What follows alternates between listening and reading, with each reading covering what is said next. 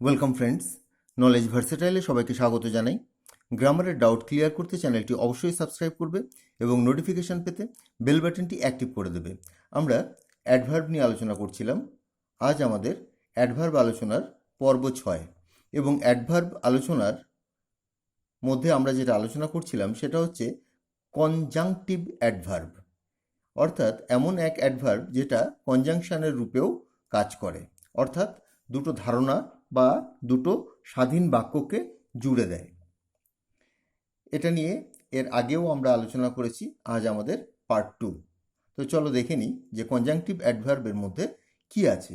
Conjunctive adverb ভার্বকে modify করে, অর্থাৎ এই যে কনজাংটিভ অ্যাডভার্ব এটা শুধুমাত্র যে দুটো স্বাধীন বাক্যকে জুড়ে দেয় এমনই নয়, এই অ্যাডভার্বটি ভার্বের সম্পর্কে কিছু বলে, ভার্বের গুণাগুণ প্রকাশ করে এবং দুটো ধারণাকে জুড়ে দেয়। তো এখানটা তোমরা খুব অল্পের মধ্যেই পেয়ে গেলে যে কনজাংটিভ অ্যাডভার্ব ভার্ব সম্পর্কে কিছু বলবে এবং দুটো ধারণা, এখন দুটো ধারণা তোমরা ধরে নাও দুটো স্বাধীন বাক্যকে জুড়ে নেয়। তো কনজাংটিভ অ্যাডভার্বের মধ্যে কোন অ্যাডভার্বগুলো রয়েছে তার তালিকা আমি ইতিমধ্যে একবার দিয়েছি, আরও একবার দিচ্ছি যাতে তোমাদের ভিডিওটা শাফল করে সেখানে যেতে না হয়। এখানে আরেকবার দেখে নাও যে কনজাংটিভ অ্যাডভার্বগুলো রয়েছে, এগুলো সবই তোমাদের পরিচিত, সবই তোমরা পেয়েছো। তো দেখলে তোমরা বুঝতে পারবে যে এগুলোকে কনজাংটিভ অ্যাডভার্ব বলে এবং এগুলো একমাত্র বাক্যেও ব্যবহার হয়, কথার অর্থ হচ্ছে একটি বাক্যেও ব্যবহার হয়, আবার বাক্য জুড়তেও এর ব্যবহার হয়। অলসো, আরও, অ্যাকর্ডিংলি, সেই মত অনুসারে, এনিওয়ে, যাই হোক, অ্যাডিশনালি, অতিরিক্তভাবে, অ্যাজ এ রেজাল্ট, ফলস্বরূপ, বিসাইডস, এছাড়াও, কন্ট্রারিলি,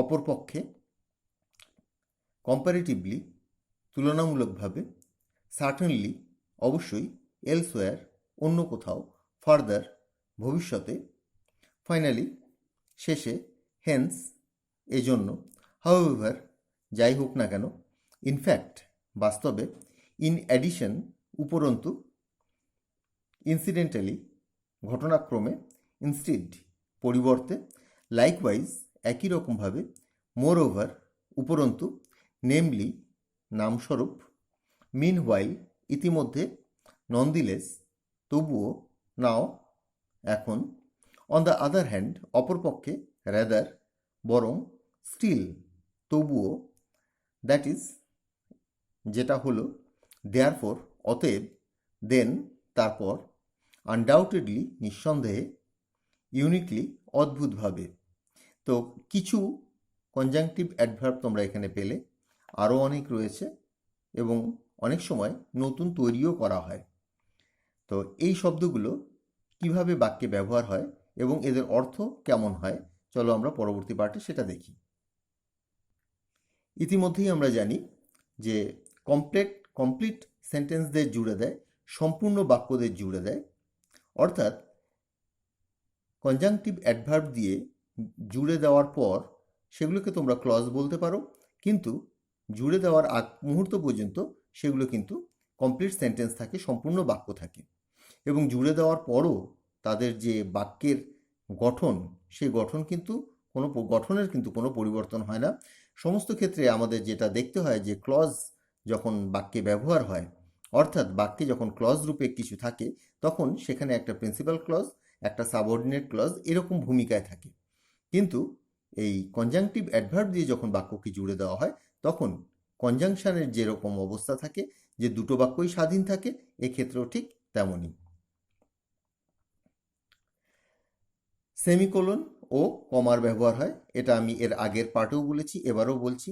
তোমাদের যখন কনজাংটিভ অ্যাডভার্ব যখন ব্যবহার করবে তার পূর্বের যে স্বাধীন বাক্যটা শেষ হবে তখন সেখানে ফুল স্টপ তো দিতে পারবে না, সেখানে সেমিকোলন দিতে হবে এবং কনজাংটিভ অ্যাডভার্বটা যখন বসাবে তারপর কমা দেবে। আরেকবার বলে দিই, কিছু কিছু ক্ষেত্রে বাক্যের ফ্লো, বাক্যের ধারাকে অক্ষুণ্ণ রাখার জন্য কমার ব্যবহার হয় না, যাতে কোনো হল্ট বাক্যকে পড়তে গিয়ে বলতে গিয়ে যাতে থেমে যেতে না হয়, সেজন্য কমার ব্যবহার অনেক ক্ষেত্রেই করা হয় না। একটা এক্সাম্পল দেখো, দ্য ট্রেন ওয়াজ লেট, ট্রেনটি দেরি করেছিল। অ্যাজ এ রেজাল্ট, ফলস্বরূপ, হি কুড নট গো, সে যেতে পারেনি। তো দ্য ট্রেন ওয়াজ লেট, এটা একটা সম্পূর্ণ বাক্য দেখো। হি কুড নট গো, সে যেতে পারেনি। তো দুটো বাক্যই ঠিকই আছে, তোমরা স্বাধীনভাবেই বলতে পারছো। মাঝে অ্যাজ এ রেজাল্ট, ফলস্বরূপ, এটা জুড়ে দেওয়া হয়েছে। তো ফলস্বরূপের আগে তোমার সেমিকোলন এবং ফলস্বরূপের পরে কমা। অতএব এটাই হচ্ছে মূল ক্যারেক্টারিস্টিক, মূল বৈশিষ্ট্য যেটা, সেটা হচ্ছে এটা।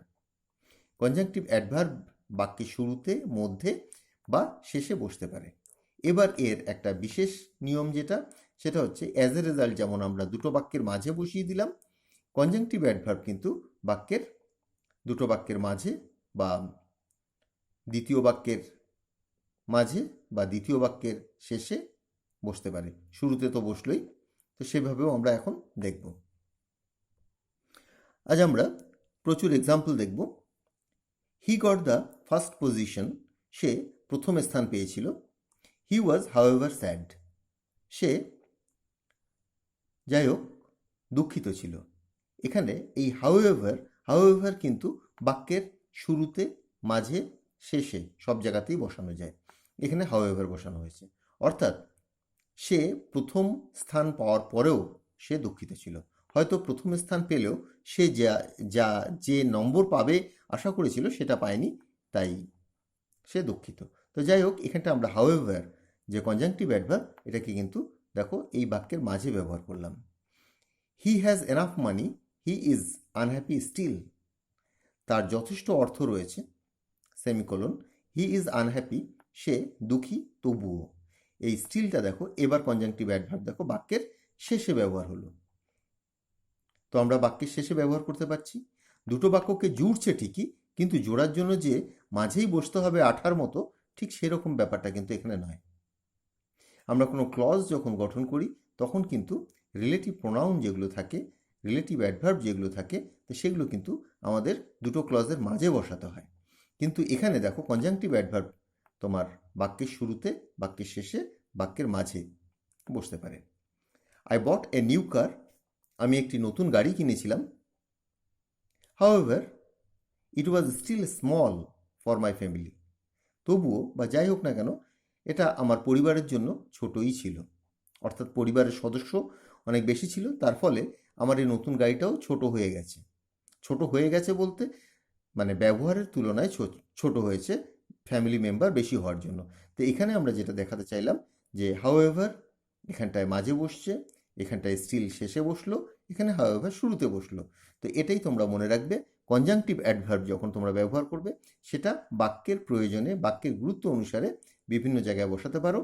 আর সেমিকোলন কমাটা মনে করে বসাবে, এবং এই বসানোটা সেমিকোলন বা কমা এর প্রয়োগটা কিন্তু খুবই গুরুত্বপূর্ণ। দে বট এ নিউ ফ্ল্যাট, তারা একটা নতুন ফ্ল্যাট কিনেছিল। ইট ওয়াজ স্টিল টু স্মল, এটা তবুও ছিল খুবই ছোট ছিল, হয়তো তার পরিবারের জন্য। ফর হার ফ্যামিলি, তার পরিবারের জন্য। কিন্তু এক্ষেত্রে আমরা হাউএভারের ব্যবহারও করতে পারি। They bought a new flat, it was too small however for their family. এখানে হাউএভারটাকে এই যে বাক্যের শেষের দিকটা এইভাবে ব্যবহার করাটা আমার কাছে সুইটেবল বলে মনে হয়নি, তাই আমি এখানে নট সুইটেবল লিখে রেখেছি। আবার দেখো, এই দুটোই কিন্তু একসাথে বসানো যায়, অর্থাৎ দুটো কনজাংটিভ অ্যাডভার্বও তুমি বসাতে পারো এইভাবে। They bought a new flat, it was still too small however for the family. যাই হোক, তোমরা এটা করতে যাবে না। তো হাউএভারের এই ধরনের ব্যবহারটাকে করবে না বাক্যের শেষের দিকে, হাউএভার ফর দেয়ার ফ্যামিলি। আর দুটো কনজাংটিভ অ্যাডভার্বের ব্যবহার যেহেতু রয়েছে, তাই আমি তোমাদেরকে একটা দেখালাম, কিন্তু তোমরা এর প্রয়োগ করবে না, প্রয়োগ করলে অসুবিধা হতে পারে। হি বট এ নিউ শার্ট, অসুবিধা হতে পারে বলতে যে গ্রামেটিক্যালি যদি কোনো পরীক্ষায় আসে তখন হয়তো কেটে দেওয়ার একটা সম্ভাবনা রয়েছে, কিন্তু সাধারণত তোমাদের যে রাইটিং তোমরা লেখো বা যে কোনো সেন্টেন্স লেখো সেক্ষেত্রে কোনো সমস্যা নেই। হি বট এ নিউ শার্ট, সে একটি নতুন জামা কিনেছিল। He also took a belt, সে আরও একটি বেল্টও কিনেছিল। এবার দেখো অলসো হচ্ছে ওর সাথে অ্যাডিশনালি অতিরিক্ত কিছু হওয়ার জন্য তোমার এখানে অলসোর ব্যবহার হলো। এখানটায় অলসোটা হি এর পূর্বেও আমরা বসাতে পারতাম। He bought a new shirt, also he bought a he took a belt, কিন্তু এখানে অলসোটাকে আমরা হির পরে বসালাম সাবজেক্টের পর, এবং তার আগে সেমিকোলন রয়েছে এবং অলসোর পর কমা রয়েছে। আই স এ স্নেক, আমি একটি সাপ দেখেছিলাম। Also I saw some birds, আরও আমি কিছু পাখিও দেখেছিলাম। তো এখানটায় অলসোটা আমরা শেষেও বসাতে পারতাম। এ দেখো অলসোর ব্যবহার তোমরা শুরুতে পেলে, দুটো বাক্যের মাঝে পেলে, শুরুতে পেলে, আবার শেষেও পেলে, এখানটায় রয়েছে। হি কেম হিয়ার, সে এখানে এসেছিল। হিজ মাদার কেম অলসো, তার মাও এসেছিল। তো অলসোর ব্যবহারও এইভাবে বিভিন্ন জায়গায় করা যায়। তো এখানটায় আজ আমরা কনজাংটিভ অ্যাডভার্বের অ্যাডিশনাল ক্লাস করছি। এই পুরো ব্যাপারটাই আমরা কিন্তু এর আগেও একবার আলোচনা করেছি। আমরা একটু অতিরিক্ত এক্সাম্পলের মাধ্যমে বিষয়টিকে পরিষ্কার করছি। This is new sweet, sweet মানে সুইট মিট। তোমরা মিষ্টির দোকান থেকে যে মিষ্টিগুলো কিনে খাও সেগুলোকেই বলছি সুইট, আসলে সেগুলোকে সুইট মিট বলে। তো সুইট মিট বললে এখন কেউ আর বুঝতে পারে না, তো তাই আমি সুইট লিখেছি। সুইট মানে মিষ্টি, কিন্তু মিষ্টির দোকানের যে মিষ্টি খাবার সেটাকে সুইট মিট বলে। দিস ইজ নিউ সুইট, এটা নতুন মিষ্টি।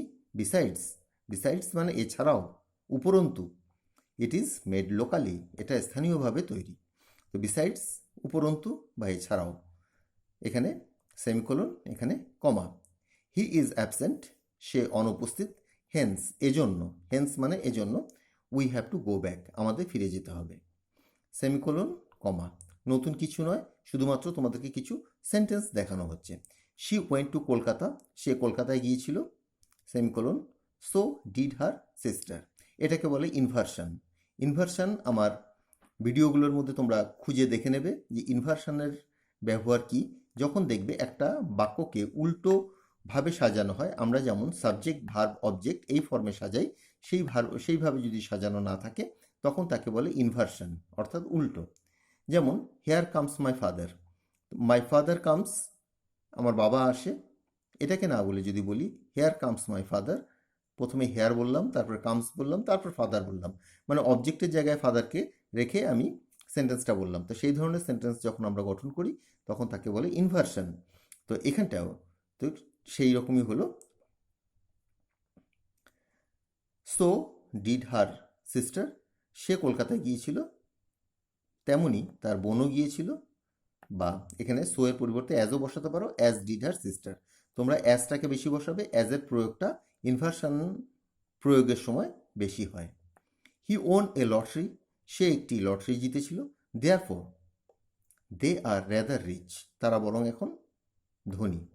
তো এখানটায়ও দেখো দে ওন এ লটারি, তারা একটি লটারি জিতেছিল। দেয়ারফর অতএব, এখানে দেয়ারফর এবং রেদার দুটোই কিন্তু কনজাংটিভ অ্যাডভার্ব। তো এখানে এই কনজাংটিভ অ্যাডভার্বটা কিন্তু হাইলাইট করা হয়নি, এখানে দেয়ারফরটাকে হাইলাইট করা রয়েছে। এর আগেও আমরা দেখেছিলাম স্টিল এবং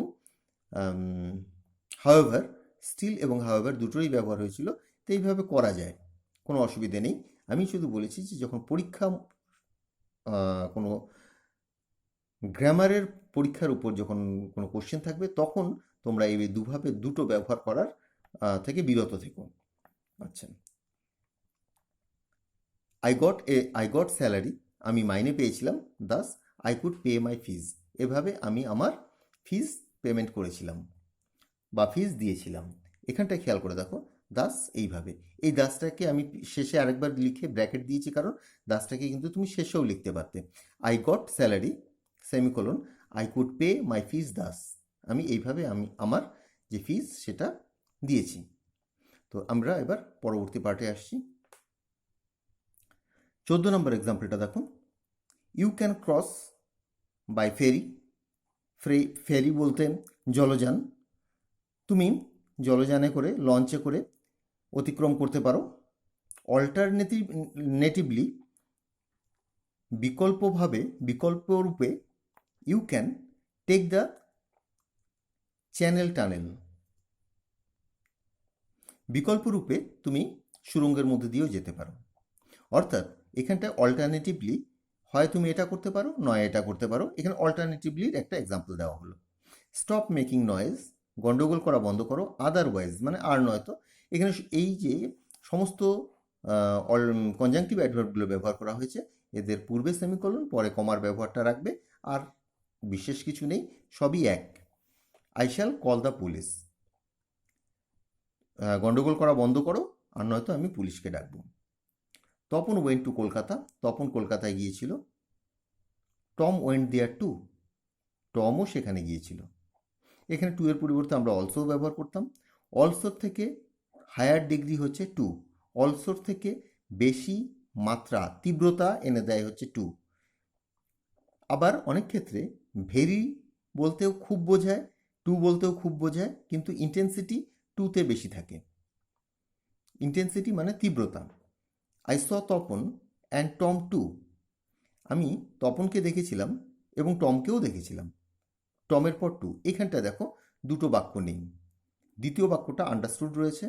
আবার দেখো এখানে আমি লিখে রেখেছি intensifier.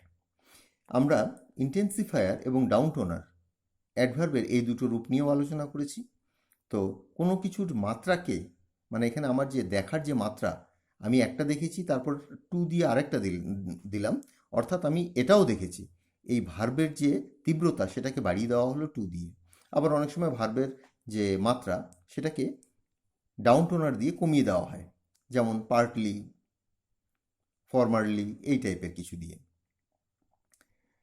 I saw Tapan and Tom too, তার মানে এই টুটা এখানটায় ইন্টেন্সিফায়ার হিসাবে কাজ করেছে, যদিও টু তোমার conjunctive adverb. You need to work less, তোমার কম কাজ করা প্রয়োজন। এখানে আই জানো, দ্যাট ইজ, আমরা এক্সাম্পলের মধ্যে দ্যাট ইজ পেয়েছিলাম, কিন্তু তার শর্ট ফর্মটা হচ্ছে I. You should take a holiday, তোমার একটু কম কাজ করা প্রয়োজন, তার অর্থ তোমার একটা ছুটি নেওয়া প্রয়োজন। তো আজ আমরা কনজাংটিভ অ্যাডভার্বের পার্ট 2 এবং অ্যাডভার্বের পার্ট 6 নিয়ে আলোচনা করলাম।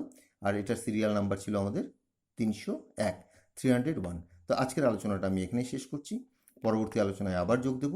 আমার পূর্ববর্তী ভিডিওর যে লিঙ্ক, সেগুলো তোমরা নিচে ডেসক্রিপশনে চলে যাও, সেখানে গিয়ে লিঙ্কগুলো, কিছু লিঙ্ক তোমরা পেয়ে যাবে, এবং নিচের দিকে তোমরা কারেন্ট বা লেটেস্ট লিঙ্কগুলো পাবে। সকলে ভালো থেকো, পরবর্তী আলোচনায় আবার যোগ দেব। বাই।